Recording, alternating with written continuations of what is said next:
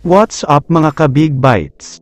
FIBA unexpected decision, sasaya mga fans ng Gilas. Pero bago ka sana magpatuloy sa panunood ay huwag mong kalimutang mag-subscribe sa aking YouTube channel.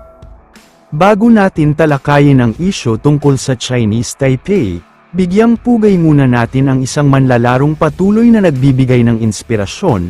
Ito ay si Justin Brownlee. Muli niyang pinatunayan kung bakit siya tinawag na super import.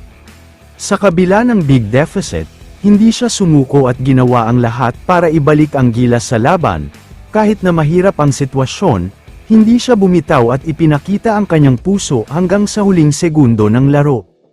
Sa basketball, hindi sapat ang isang player para manalo laban sa isang buong team. Habang mainit Taipei, si Brownlee lang ang halos nagdala sa Gilas. Pero sa kabila ng pagkatalo, hinangaan pa rin siya pati mga Taipei players at fans. Samantala, mainit ang usapan ngayon tungkol sa Chinese Taipei, matapos mapansin ng mga Filipino fans ang biglaang pagdagdag ng mga bagong players sa kanilang lineup, na tila nagbigay sa kanila ng malaking advantage. Noong huling laban nila kontra Gilas, 2 na lang ang natira mula sa dating lineup, na nangangahulugang halos buong team nila ay napalitan, mas lalo pang naging palaisipan ang local players ng mga dating naturalized. Si Gadiaga at Chen na parehong naturalized player noon, ay sabay na nakapaglaro sa ilalim ng local status.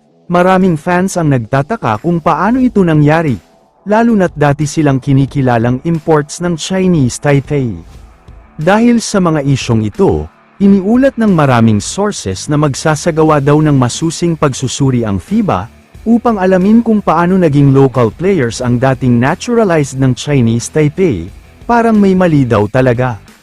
Kapag napatunayan nga daw ng FIBA na may paglabag sa eligibility rules, posible raw na mapatawan ng disqualification ang Chinese Taipei, na maaaring magpabago sa resulta ng kanilang panalo laban sa Gilas Pilipinas.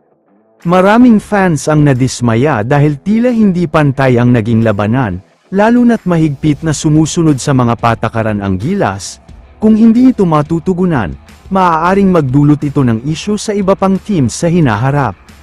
Pero buti na lang ay agad na narinig ng FIBA ang sigaw at hinaing nating mga Filipino fans, kaya naman ang magiging desisyon daw nila kapag may lapses sa mga Taipei players, ay walang iba kundi termination, suspension o kaya naman ay ban.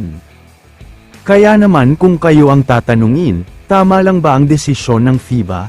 I-comment mo naman ang opinion mo tungkol sa tanong na ito. Dito na muna nagtatapos ang video na ito. Maraming salamat sa panunood mga ka-Big Bites. God bless sa inyong lahat.